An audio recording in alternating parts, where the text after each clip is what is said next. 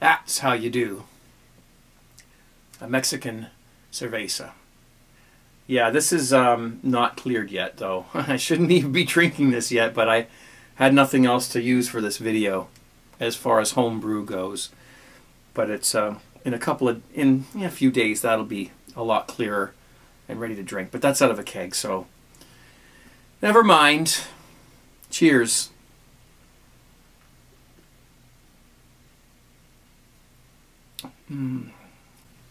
But I just thought I'd just show you what you do with the Mexican cerveza homebrew. Slice of lime, and it does destroy the head, by the way, because the oils in the lime, that's what they do. But it's when you're drinking one of these kinds of beers, you're not concerned with head retention. You want something refreshing, and even though it's not quite ready to drink yet, it's still quite good. That's all I had for this video. So there you go. Put it in the keg, give it a whirl, and then give it a few days to clear out. If you give it a few weeks to clear, it'll get crystal clear. But it doesn't always happen around here. I gotta do what Steve James Barr has done, and lots of other of you have done, and get a pipeline going. Brew your ass off for a few days. Get 3-4 batches going or more, however many kegs you've got, excuse me. And then you've got lots of time. When you put your beer in a keg, it will sit there, or bottles, if you will, and it'll sit there for weeks and weeks and weeks, and then when you're ready to drink it, But that's one of the things that we're spoiled with when you keg, is that when your beer's done fermenting, you can basically carbonate it almost immediately.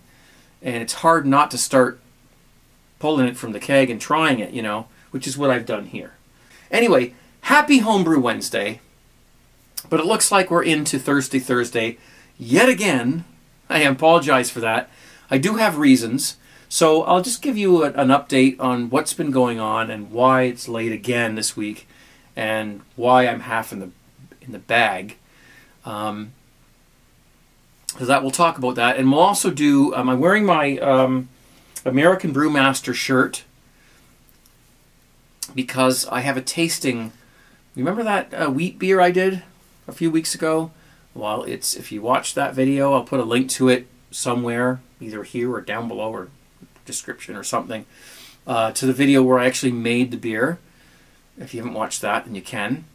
So I have a tasting video that I did a few days ago of that beer. The beer was kegged about 10 days ago. It was in the fermenter for a couple of weeks. I don't know if you want to do the math. I don't remember exactly what date it was brewed on, but it was delicious, delicious, delicious, and it's gone. It no longer exists. It has run through my body and done its deeds. So its duties. So, but here's the video of the tasting of that beer. Well, here it is. Oh yeah. I don't mind the glass. I picked a glass with a label with the emblem on it, but I wanted the size and shape of this glass. You can see that it's a little cloudy, but that's wheat beer, Beautiful looking thing. And a nice head. Now I've been drinking off of this already, so I already know what it tastes like. But I figured I better get this video done before the keg is empty. So thank you guys. Cheers. This is awesome. You can just pick up a hint of hops and a hint of orange. A slight sort of a pleasant sweetness to it. It doesn't. I don't mean sweet like as in sugary, but it's got a nice, almost like a caramely, just a malty aroma. And of course, it's a little hard to get a thing through that head there. But cheers. Let's give it a whirl. Like I said, I've already tasted it, but cheers.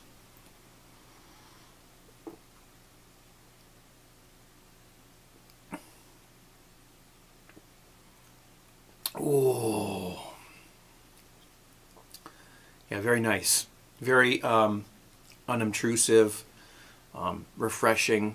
I got the carbonation down really good on this one too, and it's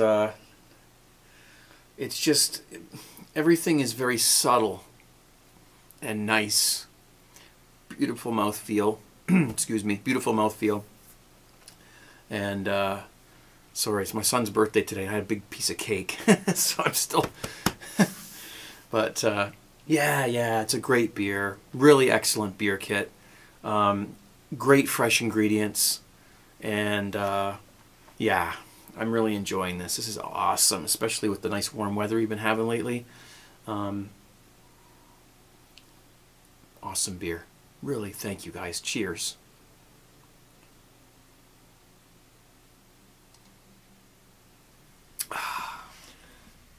Thanks, guys. Anytime. I love your stuff. Your packaging, everything was great.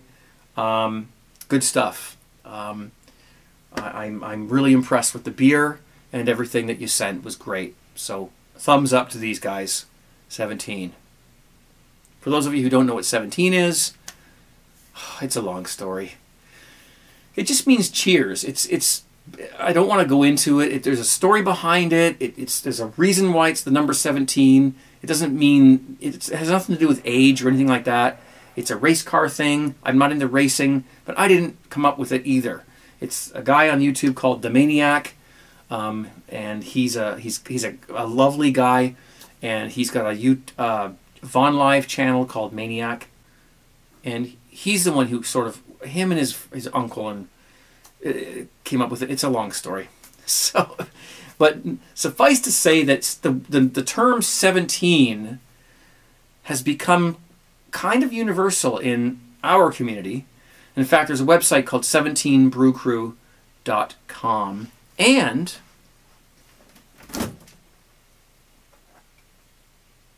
there's a beer now that we've invented. I participated, but a few people participated. And I'll explain this more when I actually do the tasting, which is not right now. 17 IPA. I'm only lit for one, so I got to get more lights here. But yeah. So this is our sort of our 17 Brew Crew beer. A few of us got together in the 17 Brew Crew forum and sort of, threw in our 2 cents worth. And this is what we came up with. More on that later on another video, because that's a whole thing on its own. Okay, so that's been sitting in my fridge. Is that clear? It's clear. It's just chill haze. It was clear when I put it in, so it's ready to go. So that's just waiting for me to do a review on it. And I've already tasted it, so because I had another one. But anyway, so here's the reason why this week is another Thirsty Thursday, and I'll give credits to somebody who invented Thirsty Thursday. I don't know who it was. I just happened to start seeing a few of them around YouTube. First of all, it was my son's 16th birthday on Tuesday. So I usually film my Homebrew Wednesday videos on Tuesday night, so I can get them out by Wednesday. But it was his birthday, so we were out and we were doing things and whatever. We had sushi and, spent some time. So it just wasn't going to happen. Wednesday, I had a mouse in the basement here. And this thing was, I discovered it was chewing through all of my, it was trying to chew through my bags of grains and stuff I've got down here. And everything it was just playing havoc. This thing was hungry, and it was trying to get to all my stuff and chew through boxes of things. So I had to do something about that. So I went out. I got mouse traps. I came home. I've got this thing. It's a little tin box, and it has little trap doors, and the mouse can get in, but it can't get out. So I set that up down there, right down here. And I put the cheese in it and stuff and waited and waited and waited, and nothing happened. This was like Tuesday I did this. So by Wednesday afternoon I said, okay, well, sorry little guy, but I'm going to have to do the old 1, 2, 3 snap. So I went out and got the mouse traps, and lo and behold, just as I got ready to set the damn thing, which I hate setting those mouse traps. I can't stand doing that. It's like, I came down to set one, and he was in the little box. So, you know, I know mice are a pain in the ass. You know, they get into stuff. They poop all over the place. They're just trying to survive, just like we are. They're just trying to get on and live somewhere, you know. And they were here on this land a lot sooner than we were. So I don't like killing them with those mouse traps. But if you have to, you have to. But so luckily I had this little box, and he was in there, all trapped and scared. And so me and David, my son, took him a few blocks up the street to the school playground, you know, big field and everything, and we let him go. So he's off running around right now, and it's far enough away hopefully he won't find his way back. So all this went on, and then I've had no internet for the past few hours here. And I thought, well, I'm not going to shoot video. You know what? I'm trying to figure out what's going on. I'm plugging things. Apparently, my ISP has decided to do something ridiculous, and I've got no internet. So this video will be later than I intended it on being. And so during this time of me trying to figure out why it's not working and everything, of course, I was drinking my Mexican cervezas, and that's why I'm half in the bag. 17 sheets to the wind. There you go. Cheers.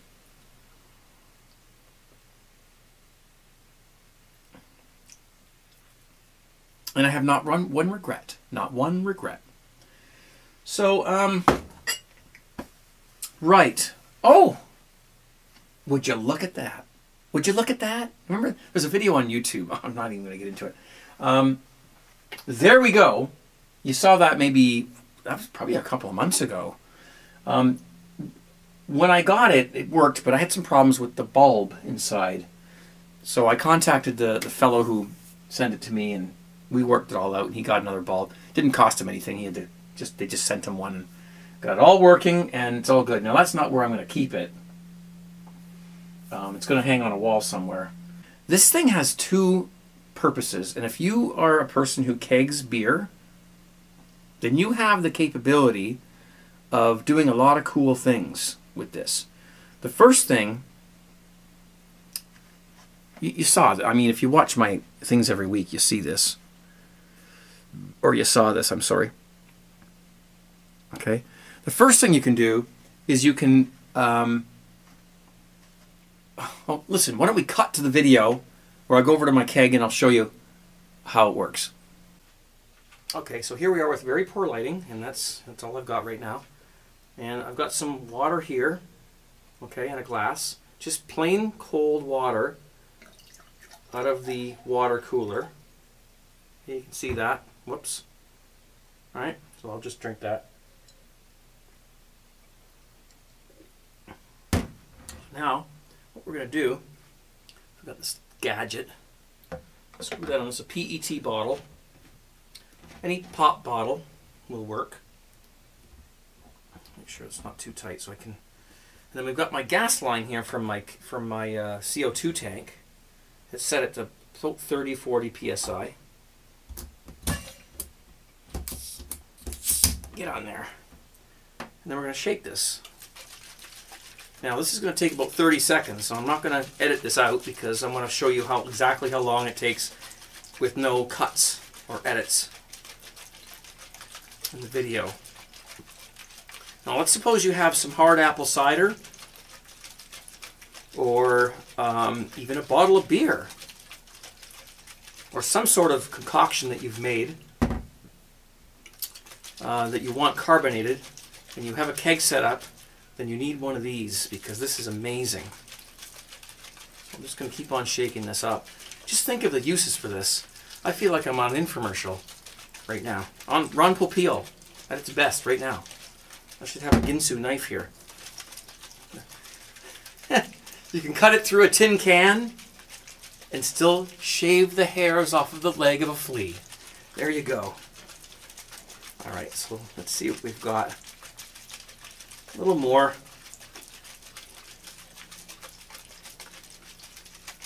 take a boring old bottle of something, and even a bottle of pop that's gone flat,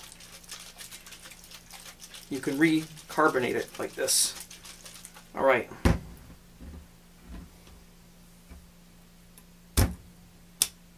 Now when you release the tap at the top, you want to do it slowly,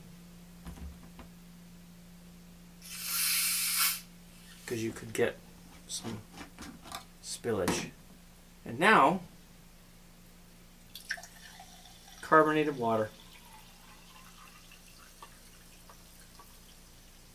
You see that? All the bubbles? I hope you can. Give it a taste. Oh, wow. Wow. Is that ever carbonated? And if you can see all the bubbles around there, I hope you can. This is high def video, so you should be able to. But hopefully you heard the fizz there. And that's what you can use this for. The other thing you can use it for is to fill bottles from a keg, but I haven't got the attachment yet. I need another one of these, and I haven't gotten out and gotten it yet. So I will show you that next week if I can get that attachment and make my little jumper cable, I guess, if you will, and show you how to fill a bottle of beer from a keg. So you do need one of these. Make sure it's got this little stem on it. And these are awesome.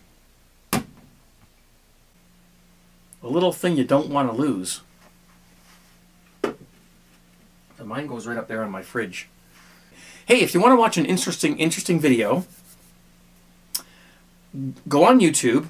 I mean, you're already on YouTube because, you know, here we are. But and look up a video called The Secret of the Light Bulb. I'll put a link down below in the description. When you're done watching this video and all my other videos, all 300 of them, then I want you to go and watch this video, because I want you to know these things. People need to open their minds and learn the world we live in. And this is a very interesting video, and I think you should watch it. So I will put a link down below to it. It's probably an hour-long documentary. The Secret of the Light Bulb. Anyway, I think I'm done for this week. Listen, thanks, guys. I hope you're having a good week. I hope life is treating you well. I hope your beer is treating you well. Mine will be in a few days. I'll probably have to go get some store-bought stuff. I fell behind. I've been so busy lately. It's unbelievable. And my place is a mess here. I've got to tidy up around here too. It's just, I don't know where the time goes.